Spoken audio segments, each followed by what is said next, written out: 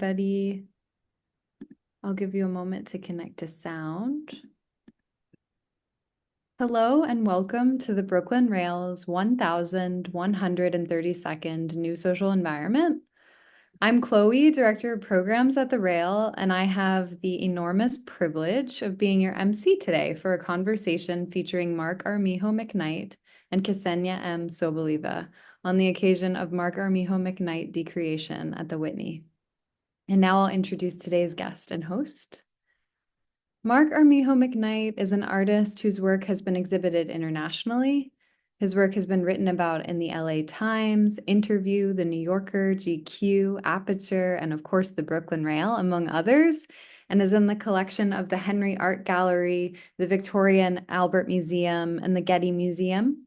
His first monograph, Heaven is a Prison, was published in September of 2020, and his second monograph, Posthume, is forthcoming in 2025. And our host today, Dr. Ksenia M. Soboleva, is a New York-based art historian specializing in queer art and culture. She holds a PhD from the Institute of Fine Arts at NYU with a dissertation on art, AIDS, and lesbian identity in the United States. Soboleva is currently working on a book project titled Friendship is a Way of Art, Queer Identity and Visual Citation, and co-editing with Svetlana Kito, the first major publication on the lesbian gallery trial Bloom. Her writings have appeared in The Rail, in BOMB, Hyperallergic, Ursula, as well as various exhibition catalogs and artist monographs. And with that, I'm going to pass it over to Ksenia to get us started. Thank you so much, Chloe, and thank you to everyone on the Brooklyn Rail for making this possible. And thank you, Mark, for being in conversation with me. I've said this to you before, but I am just so infatuated with this show and the way in which you are able to draw out the same amount of eroticism and tenderness from a cloud as from a nude figure. And I remember seeing that photograph of the clouds that the Whitney used as their announcement. And Chloe, actually, I think here maybe you can start a slideshow so that everybody can see the photograph that I'm talking about. And I was just instantly, it just took a hold of me, and I recognized it. And last year I wrote this essay about my great-grandmother watching the sky and having queer fantasies. Or really, I was projecting my lesbian fantasies onto her watching the sky. And when I first started writing it, I was describing lesbian sex in a very explicit way. And then I realized, first of all, that I wasn't writing a lesbian pulp novel. And secondly, that there was already so much eroticism in the sky itself. And so the interesting challenge, particularly as an art historian, became, how do I write about clouds in a way that, how do I visualize clouds in a way that invites the audience to imagine queer sex through description of clouds? That sounded way more gay than I intended. But your photographs do that for me. And I am forever a sucker for Mary Oliver and her devotion to nature as something that is erotic, and also this idea of devotion as not necessarily something that is tied to religion, right? I don't know exactly what a prayer is, but I do know how to pay attention, she wrote. So I feel that sensibility in your work. So thank you for that.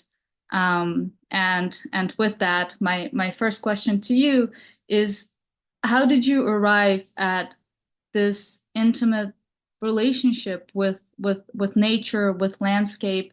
Was it something that started in childhood? and how has it shifted over time? And also, I would love to hear about your experience with the built environment as well, particularly now that you live in New York City. Yeah, wow. Well, first, yeah, thank you to everybody at the Brooklyn Rail for hosting this, and Ksenia, thank you. That was so beautifully said. Oh, the Mary Oliver. I need to go back to Mary Oliver, and read and think more. Yeah, I don't know. I mean, when you were speaking about the cloud, I've said things before about so the sky figured very largely into this my first and only up until this moment monograph. I the clouds were really important in that book in terms of I was really thinking about them in terms of both homage and maybe a little bit iconoclasm in relation to Stieglitz and this idea of the equivalent. And I know it's not so radical now, but I think I have always really loved this idea of a photograph having the capacity to function as a record of interiority, which is to say, in terms of a metaphor.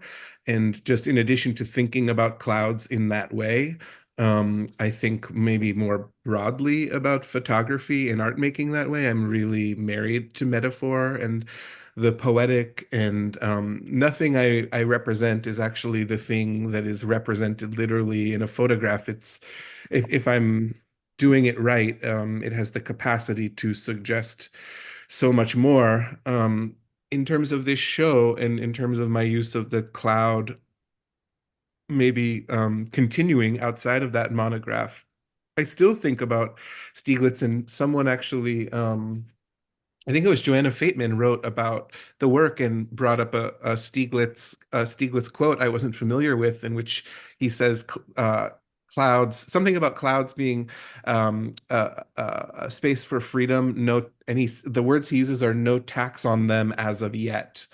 And that feels really relevant to the way that I think about clouds and the sky and landscape now, which is that I have, I mean, being born and raised in the United States, we have such a particular relationship to the landscape, which is one in which is very violent. It's fragmented. It's privatized. It's very clear who owns what. And I want to be in and imagine landscapes that that suggest freedom, because that's my experience of the natural world. Is that it is a space in which I feel very free. I said to a friend recently, I mean, it's like it's not even it's a I'm surprised it's not a thought I've had before, but I was explaining that it's like sort of tragic that no one will ever get to know the most true version of me, because the truest version of me is the version of me that's alone in a landscape. And I think maybe that I say that because it feels related to the work somehow. Mm-hmm. The landscape in my photographs, it's like a wish fulfillment landscape. It's a kind of other world that exists between my ears, in which the landscape is a space of total freedom, but only because I've had all of my experience, all the experiences in which I have felt the most free have to do with being outside, um, and having that sensation. Um, and I want to cultivate that space in the world of the photographs I'm making. But I mean, I guess that sort of answers. But yeah, I'll also add that I have a very intimate relationship to landscape and the natural world and place, and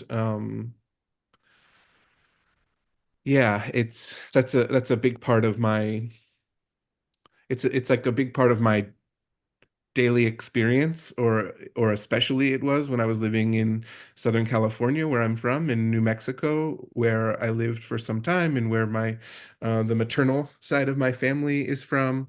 Those places, those landscapes are really important to me. To your question around New York, I'm suffering so much around how to make work here. I I mean, I've been here for 2.5 years, and I haven't. Well, that's not true. I was going to say I haven't made photographs here. I went upstate and made a lot of photographs, and I guess this was a year ago that I made a lot of photographs near Ithaca, and I got them all back, and I showed them to a friend who responded very positively to them, but they don't feel like my photographs, and I don't know why that is yet. I wonder if it's a matter of that I need to be here longer before this place feels home enough to make a photograph here and actually feel it, or if I just have to continue traveling back to Southern California and New Mexico, which are these two homes I've photographed very regularly and feel it feels very natural to me. And I don't know, it's a big question. Mm. But yeah, I'm not really making photographs in New York. It's not that I don't want to. I just it hasn't it has to feel right, and it hasn't yet. Yeah, I mean, we have some cute clouds here, but people forget to look up, right? You forget to look up when you're in New York. Yeah, Um, yeah, I have to say, Married to Metaphor is an excellent title. yeah, sure. It's I don't know if you've everything used for me. it. And as we can see in this photograph, and speaking of Stieglitz, you represent bodies that have not been usually presented as desirable in the history of photography, the history of modernist photography in particular, and queer bodies, brown bodies. And this is where I also really feel that connection with Laura Aguilar, and who also worked with the body, with her own body, and with the landscape. And I get so frustrated. I mean, scholars don't do it anymore, but early writings on her work would really would talk about the work like she was confronting her insecurity and she's grappling with the challenges of her body.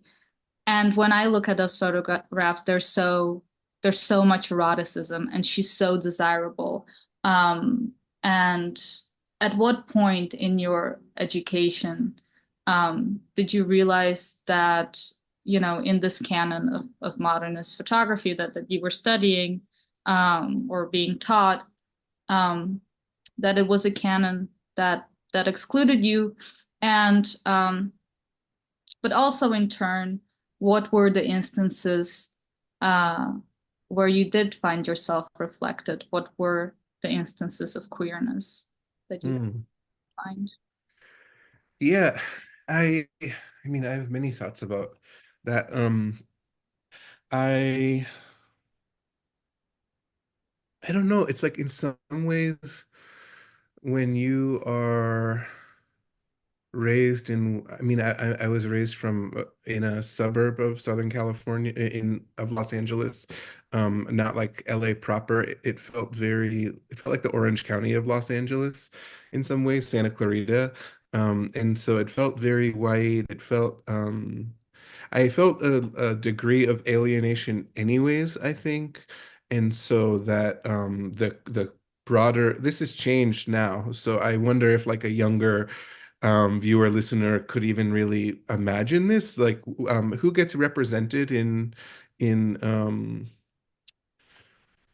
TV and movies and in art is vastly different from who was represented uh I don't know, 15, even 10, 15, 20 years ago.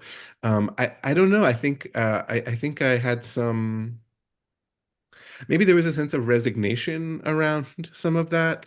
But in terms of when I first saw myself, I I mean, Felix Gonzalez Torres is was like he felt like the only Latino that was ever mentioned in contemporary art, in like a contemporary art context. And so I'm not, I sometimes am like, is that the reason why I have such an affinity for this work? Because it was like my first introduction, or is it just that there's just some kind of a coincidence that I am oriented towards thinking in ways that I think are very similar to Felix, in terms of like his insistence on the capacity for manifold meaning. Like equivocality is so important to me. And he was really resistant to having his work pinned down. Like that feels really, that's something that I really gravitated towards. So yeah, maybe it was him. And of course, like Anna Mendieta, who I'm sort of grateful people have started mentioning. I did a talk that you were at, and someone brought up Anna Mendieta, and I was really honored that someone would even um, mention our names in the same sentence because that work was also really important to me. I think are often surprised to find that Laura Aguilar was not someone I was aware of until I was sort of. I mean, no one is ever fully formed as a person, but especially as an artist. But I was somewhat formed and making some of these pictures by the time I arrived at Aguilar, because there was a show of her work at the Vincent Price Art Museum in in LA, and I was blown away that all of this work existed, and I was sort of devastated that it wasn't introduced to me when I was an undergraduate in an art school where someone really should have known better, but that didn't happen. Uh, I'm grateful we have her work now. I feel like a really deep like a deep affinity for it, and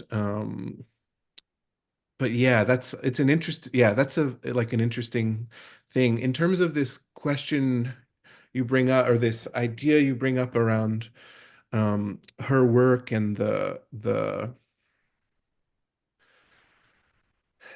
like the desirability. That's like a thing I'm also there were moments when I put out this book, Heaven is a Prison, and did accompanying exhibitions that were titled Hunger for the Absolute. For anyone who's not aware, it's these two subjects over the course of an entire book having sex and being intimate in this landscape, essentially where I grew up. That's the entire book. It's like, I don't know, 70 pages or something, broken up almost stanzaically into these sort of vignettes. And they're like thicker boys.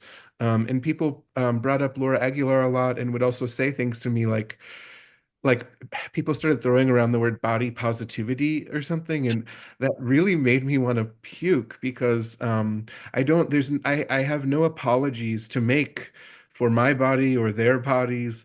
I chose to photograph the two of them because they're my friends and also because of my libido. Like there's no I didn't choose them because they looked other than like a skinny twink body or something, or a white body. It's because they're thick and brown and beautiful, and that's what my libido is oriented towards. It's like that more than anything. I don't know, I always want to just like underscore that like there's nothing to apologize for. And I agree, like Laura Aguilar is so beautiful in those photographs. There's like nothing in my mind, there's nothing to suggest that she's ashamed in those pictures. Yeah. And so I'm always really surprised when people project that onto her. Yeah. I have to tell you a secret.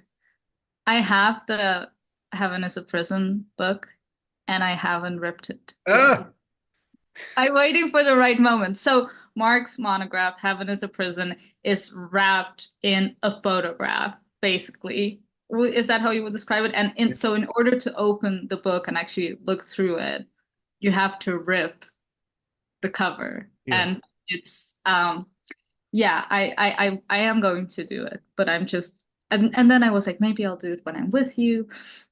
So that, and I want to talk more about Felix Gonzalez Torres, but Yeah.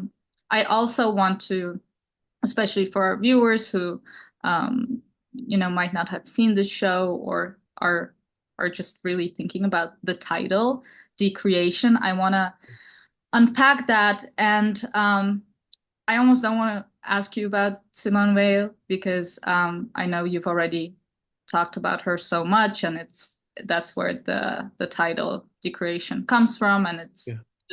this idea that she had of a creative undoing, which is different from destruction. It's sort of like a conscious uncoupling, like Yeah.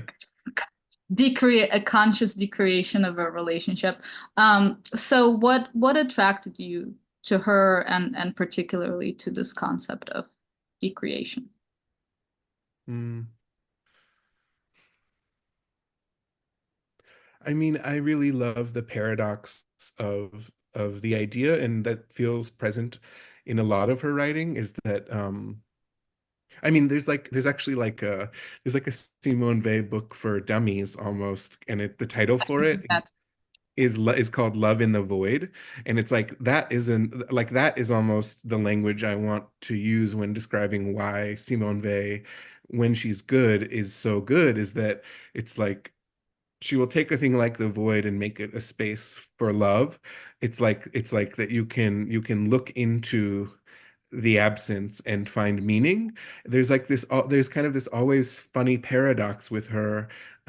She's like, I don't know that she ever uses the word abjection, although she might, but that like abjection and humiliation, these are like essential to a kind of undoing of the self. For Vey, it was towards God.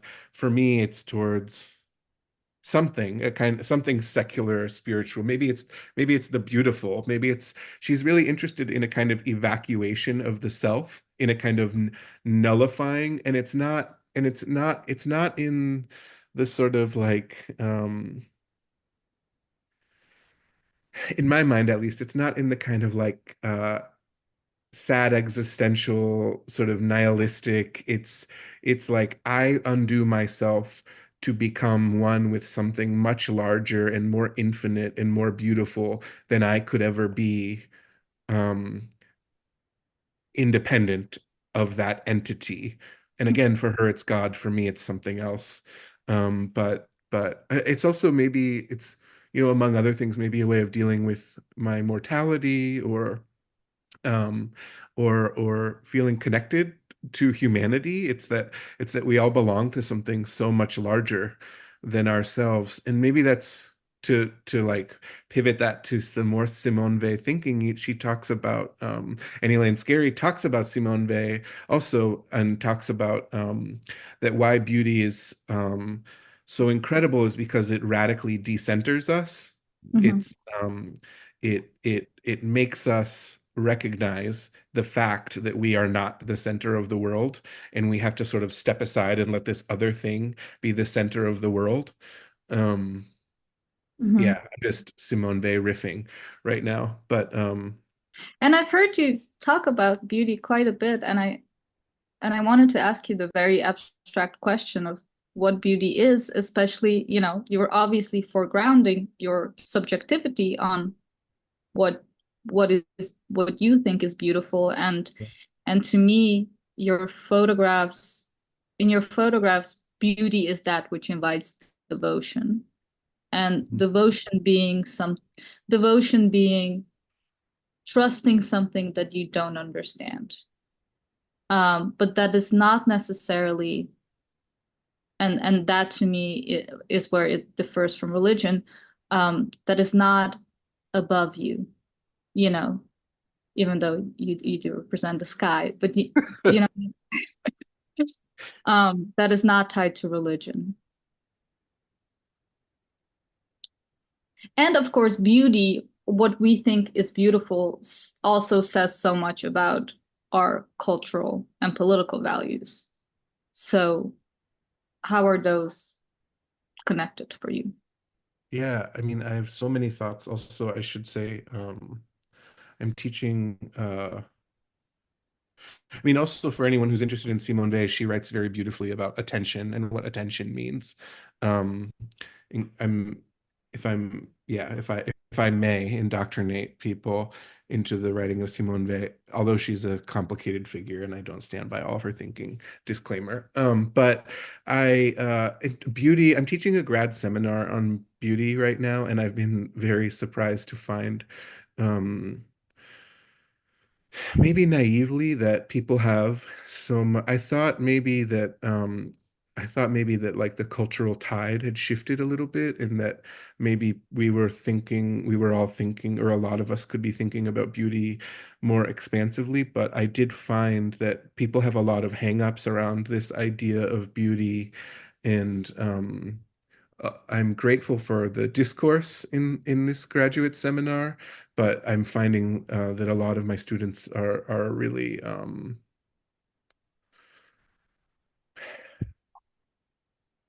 not against beauty. If I should say this to them this week and find out what they think, if this is true, what I'm about to say. I think that they are misunderstanding beauty, and what beauty is, and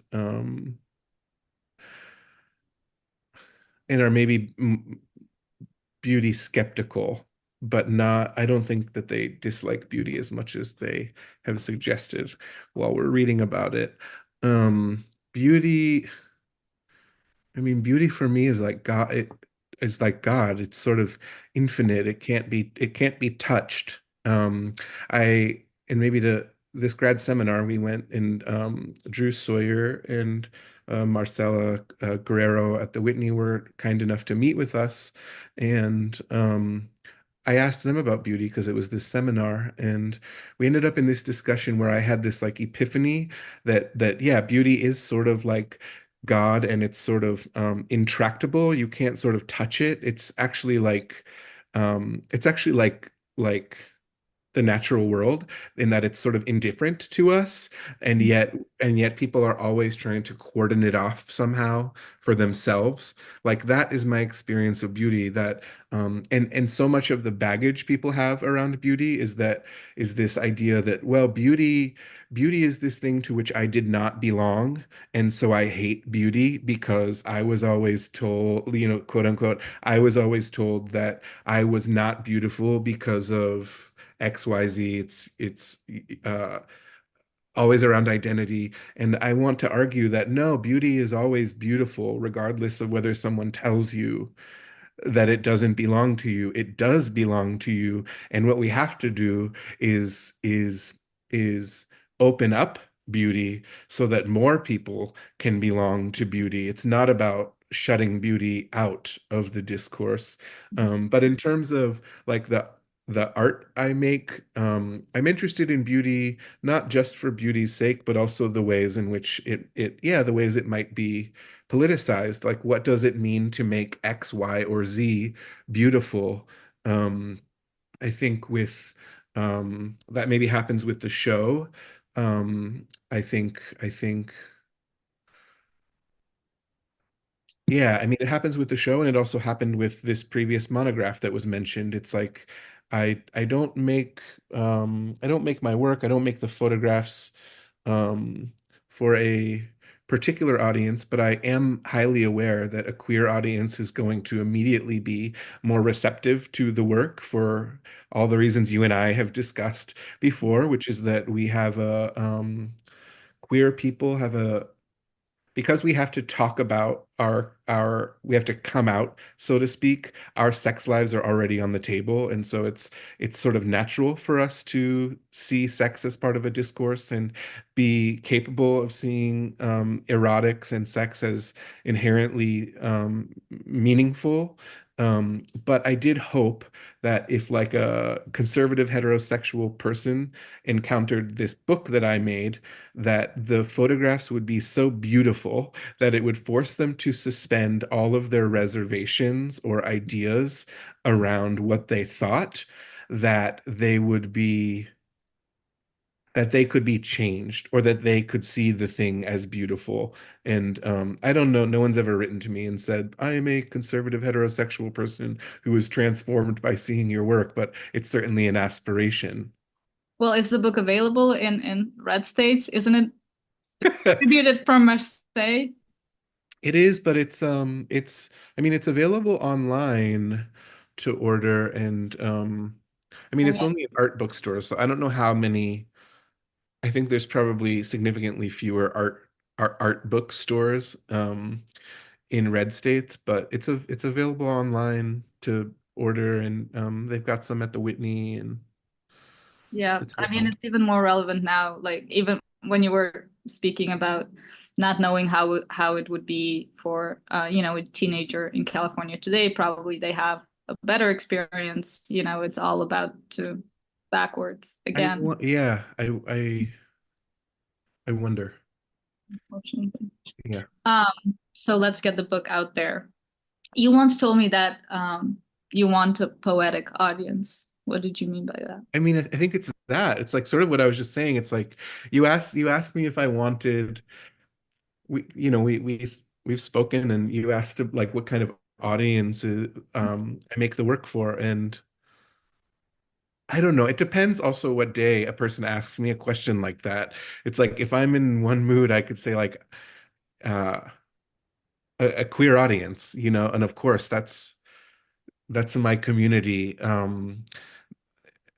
But I think more than anything, I want a poetry loving audience because of this thing. I said I'm married to metaphor. It's like I want an audience. I want an audience that wants to view the work and sort of situate oneself in different places within the work and try to make meaning out of it.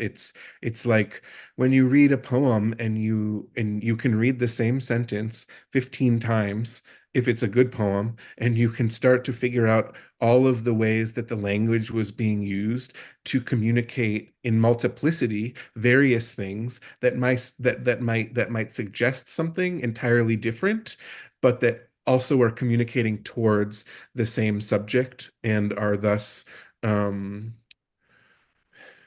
are thus true of the Mhm. poem in some way.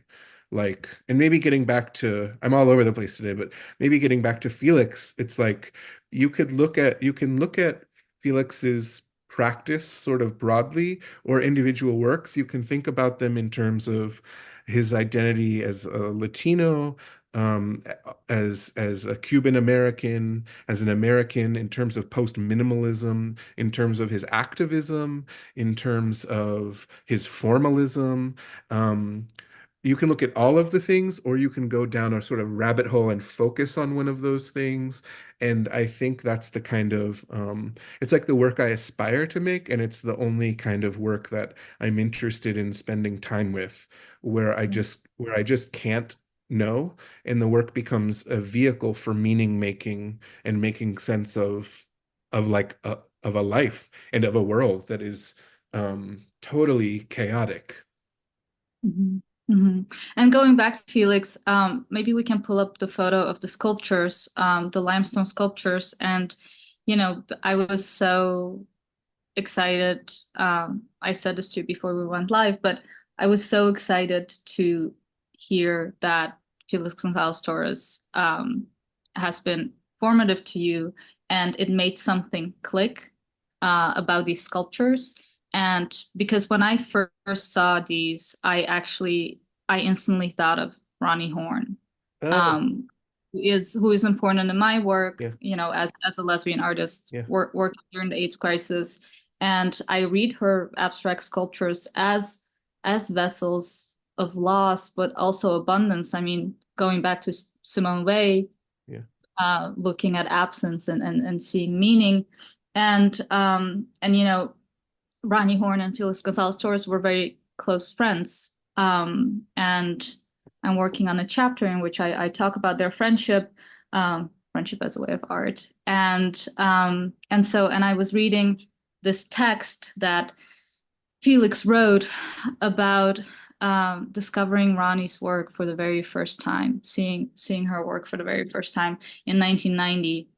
And I wanted to read it to you. You might have already read this, but I wanted to read it to you, and I wanted to read it to everyone here because I think that we need some poetry, and he talks about poetry.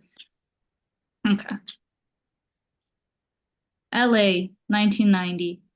Ross and I spent every Saturday afternoon visiting galleries, museums, thrift shops, and going on very, very long drives all around LA, enjoying the magic hour, when the light makes everything gold and magical in that city. It was the best and worst of times. Ross was dying right in front of my eyes, leaving me. It was the first time in my life when I knew for sure when the money for rent was coming from. It was a time of desperation, yet of growth too. 1990, LA, the gold field. How can I deal with the gold field? I don't quite know, but the gold field was there.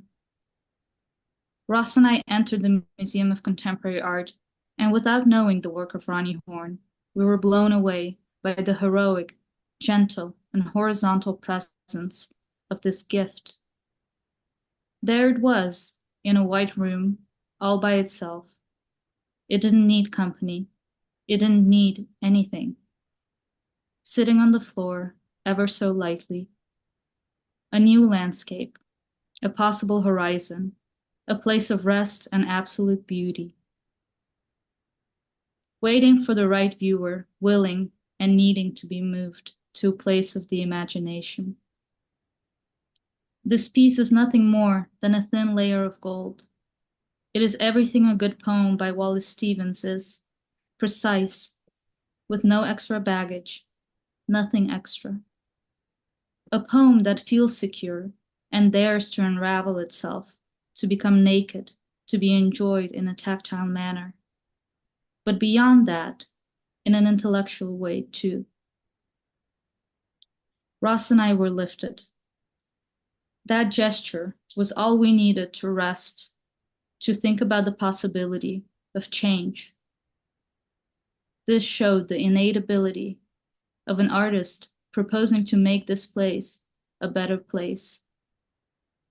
How truly revolutionary. And then he goes on to say many more beautiful things, but That's so good, right? beautiful. I yeah, it's they, if I'm not mistaken, that's sort of the beginning of their friendship. They started That, writing to each other, yes, correct? and Yeah. she then gifts him Yeah. a square piece of gold foil because he was doing the stacks of paper, and she made another iteration of that piece where she put two pieces of gold foil, and it's for Felix and Ross, and he writes in this essay that when they see you together, she says to him, you know, there's sweat there, there's sweat in between those two layers, and he says, I knew that. Yeah, that's amazing. I love that you I'm I'm happy that you saw you understood after I mentioned Felix the relationship between the sculpture in the show.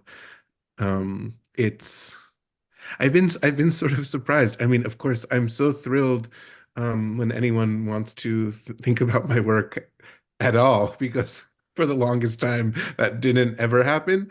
But I've been very surprised. Like as grateful as I am for the press that the show has received, I've been really surprised that no one has really mentioned um, Felix Gonzalez Torres or the Perfect Lovers reference, and it seemed so like obvious to me in a way that I was like a little was like a little bit anxious to do something that was so overt, and then no one acknowledged it, and I sort of wondered like, is it because it's so obvious that it's not worth mentioning? But everyone's still sort of really engaging with modernist photography and thinking about that stuff. And I don't know, Felix is so essential to my work. And that sculpture, it's titled Duet. I mean, it is in many ways Perfect Lovers limestone. Yeah. I was thinking about I mean, so many of the ideas in the show I sort of arrived at on my own. But it's at the end of the day, it's like really a show about time, um, and what time does. And so of course it made sense to make like two sundials out of limestone that will hopefully find a home under the sun where they can live out the rest of their days.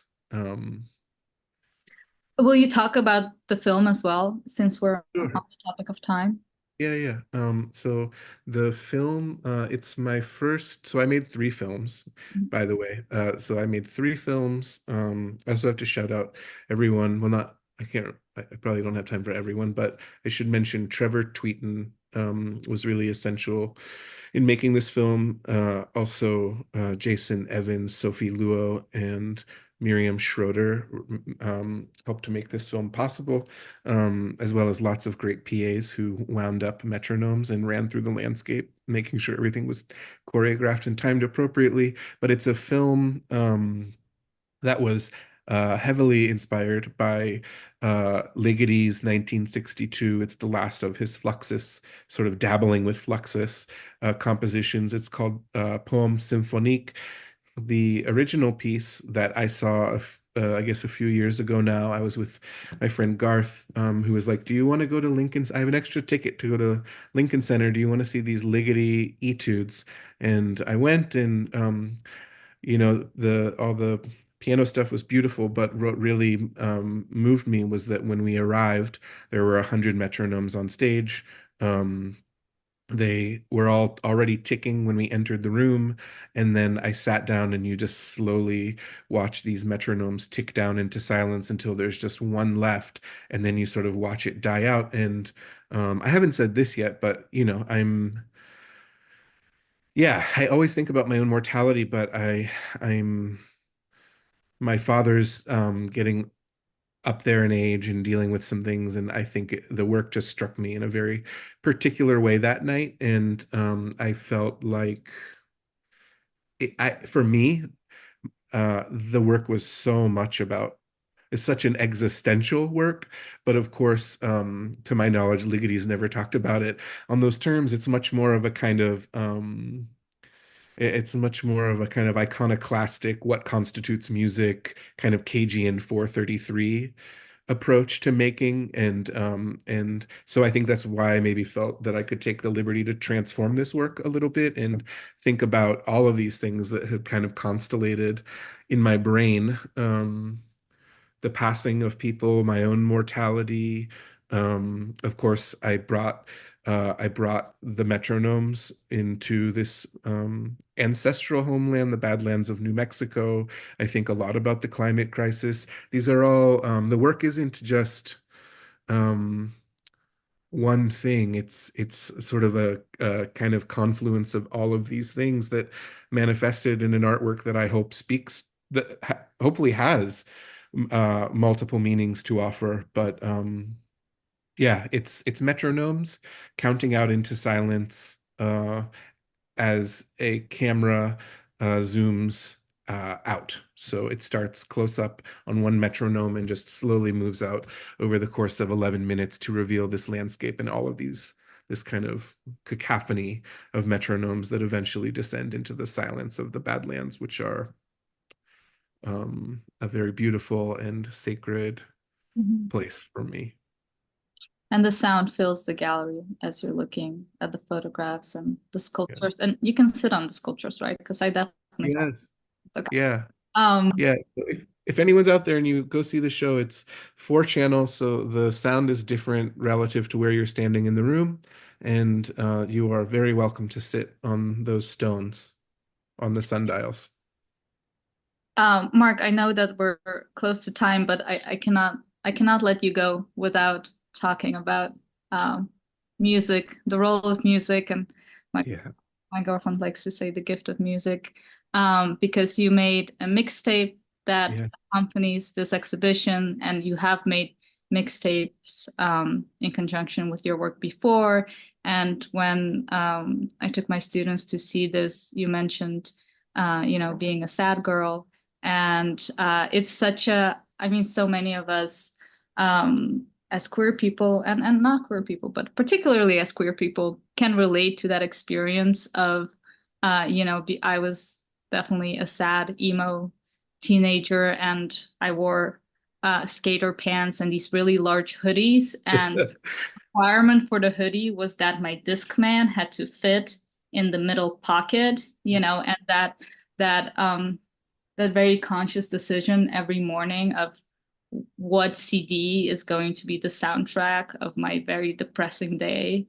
Um, and oftentimes I would go for walks, and I would actually think like what would be a good landscape to just walk in right now and listen to Radiohead and make me feel even more sad, to like really indulge in the sadness, right? So can you talk a little bit more about that? Yeah. Yeah, so like you said, music has been a really big part of my life. I think it's my first love. Also the music video, which is I mean, where the practice is going, I'm going to be working with a musician performer, Colin Self, among some other people, hopefully some poets, if their schedules are clear enough to make that happen. But yeah, the music video and music were really essential to my formation as a young artist. As I mentioned, I didn't grow up like in LA proper, so I was not really exposed to. I also wasn't from an art family, so like I wasn't going to museums really. Like my first exposure to art was music and music videos, and also feeling sort of isolated growing up, and finding the internet and trading mixtapes with like other weird, sad kids, and making like zines and mixtapes and sending them back and forth, and thinking about the way that you can make meaning through organizing songs in a particular order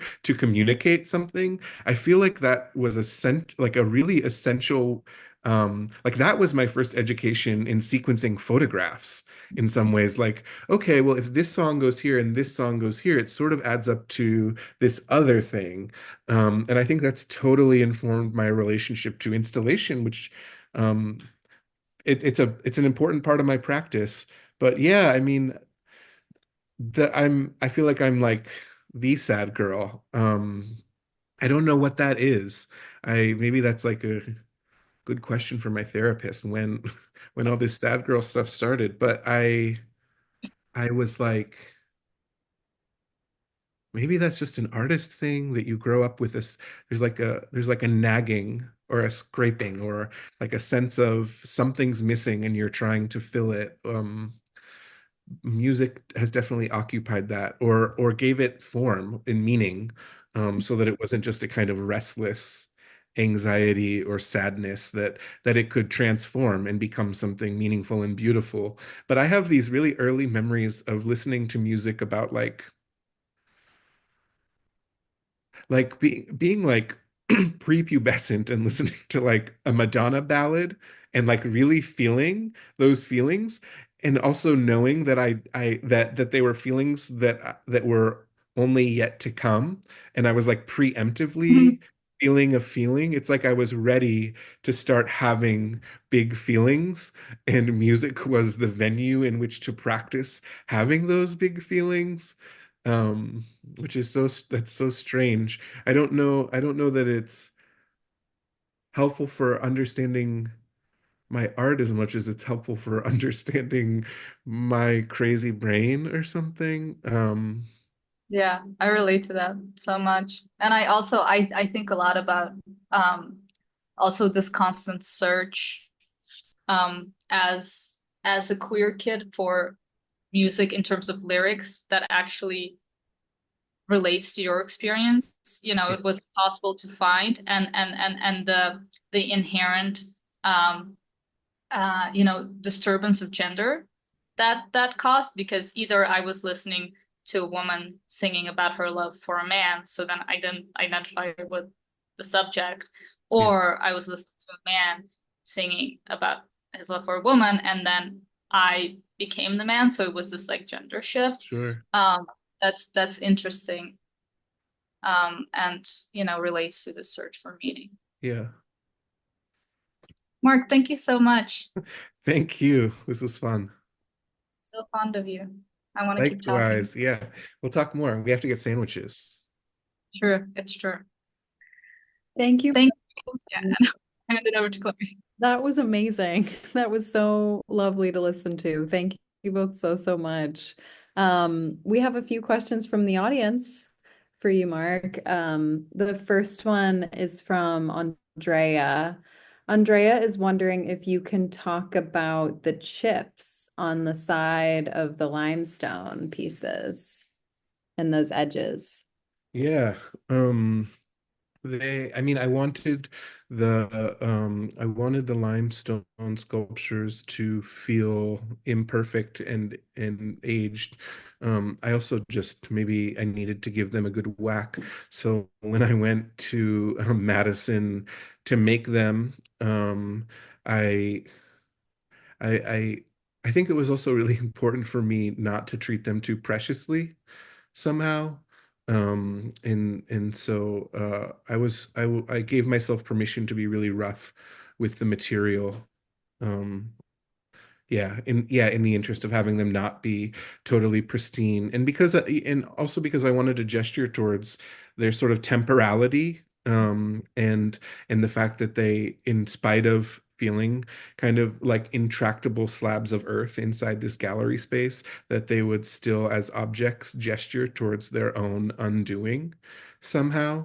I get very excited imagining them in the rain over the course of 40 years, returning essentially to a kind of like invisible nothing sundial. Like I would love to see them in 40 years after they've been rained on and there is no sundial and they're just a cube because they've been degraded over the course of however many years. I think those are the kinds of things I want the work to gesture towards. Thank you for that answer. And thank you for that question, Andrea. The Thank next you. question is Andrea, do you want to ask a follow-up? I saw your hand shoot up. I can give you a chance to unmute. Sorry, I was just saying, I was just giving you a heart because it's this chipping of time, I think, that's so present in the work, right? That time is something that's bodily and materialized. And I think that's why the edges, they're so amazing, these like indentations in this otherwise very industrial blocks. So I was just giving you a heart and accidentally hit the wrong button, but thank you. Thank you for the heart and for the question. Yeah, I'll also, I don't think I said this earlier, but for the uh, in addition to the Felix reference, the sort of design, which in some ways is like a non-design, that makes up the sort of hours on the top surface of the sundials slash sculptures it's based on medieval scratch dial. So they're like crudely carved sundials that would have been outside of or on the surface of medieval churches so that clergy people knew at what times to pray. I'm there, and they're like pre-clock, which is exciting to me. But also I'm interested in the kind of religio-spiritual connotation, and the sort of desperateness by which they are carved. They're not it's not ornamentation. It's like a really crude object scraped into earth surface in order to understand like where the earth is in relation to the sun at any given moment. Thank you so much. Thank you, Andrea, and thank you, Mark. The next question is going to be from Magli. Magli, I'll give you the microphone. Thank you both so much. This was so wonderful to listen to. And I really love the show, Mark. Congrats again. I'm very curious about you shooting in black and white because I feel like for me, it makes it feel more seductive. And when and if you do shoot in color, is the intention the same? Yeah, I don't I'm colorblind. which is my lame excuse, but it's not a real one.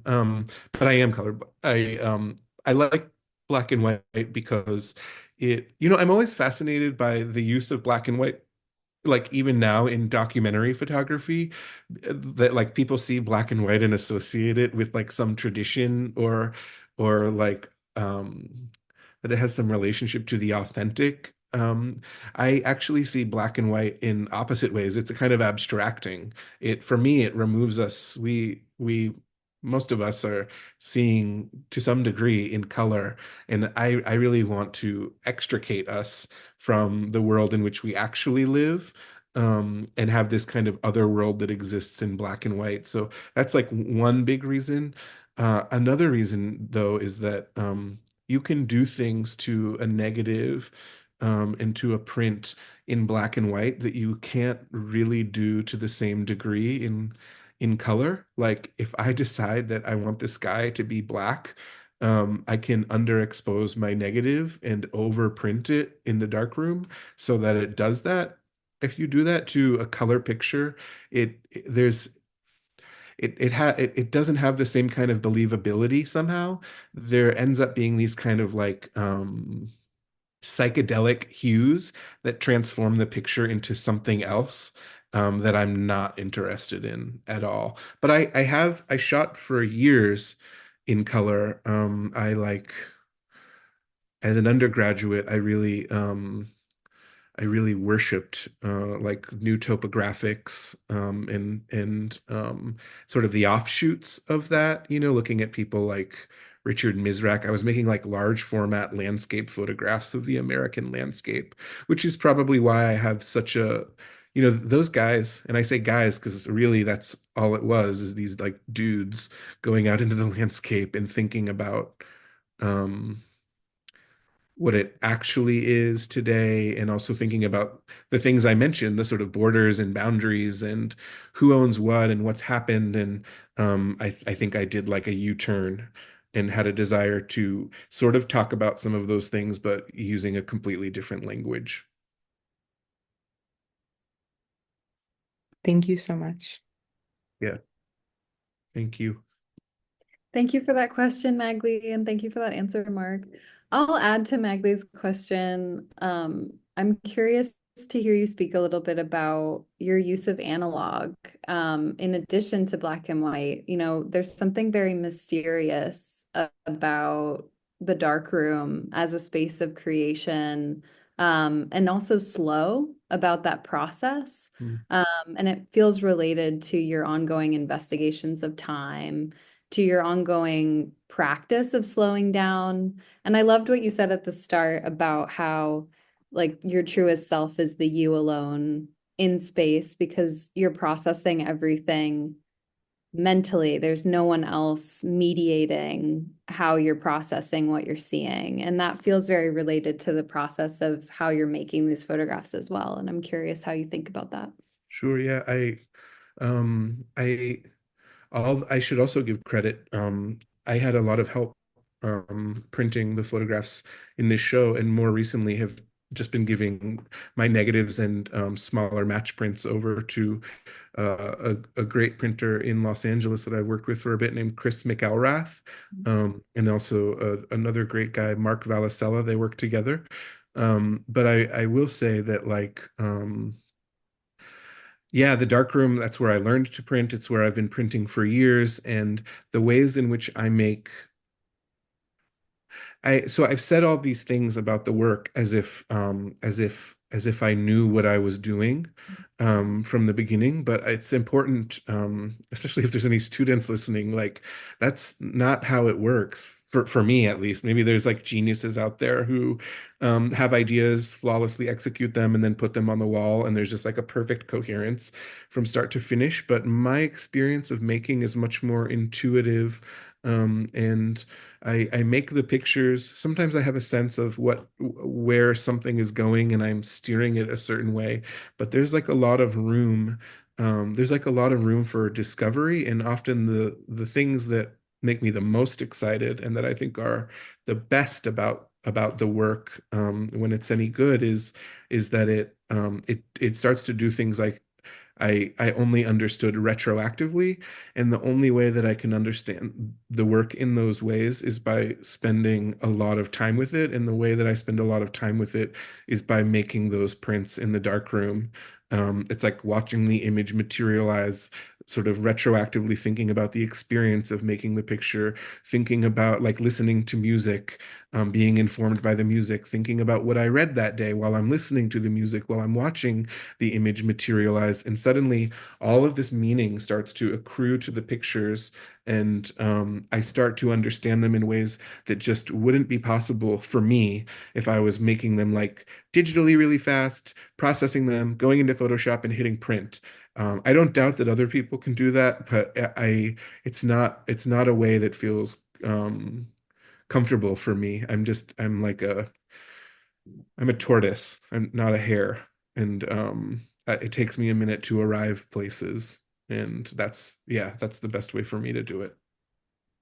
Thank you. Thank you, Mark, so much. And thank you, Ksenia, for this really beautiful conversation today. And thank you as well to the team at the Whitney for providing all of those really beautiful images that we were looking at throughout the conversation. Thank you to the Terra Foundation for American Art, who sponsor this program and make weekday conversations like this one possible. They also support our archive, where this will be very soon. The Rail has been free and independent for 24 years. A donation supports our work, and I encourage you to donate at the link in the chat if you can. And if you're free on Monday at a special time of 12:30, join us for a conversation with artist Anna Martine Whitehead, hosted by Rial Christian, on Force, an opera in 3 acts, which will be at Chocolate Factory Theater at the end of November. And with that, I am going to throw open the mic so that everyone can say hello and goodbye as you leave. Thank you so, so much for joining us today, and take care, everybody. Thank you so much, everyone. Thank you. Thank you. Thank you It was too. fantastic. Bye. Thank you. That was wonderful. Thank you so much. Thank you so much, Mark. Thanks, Ksenia. Thank you. Bye. Bye, everybody. Bye. Bye, everyone. Bye.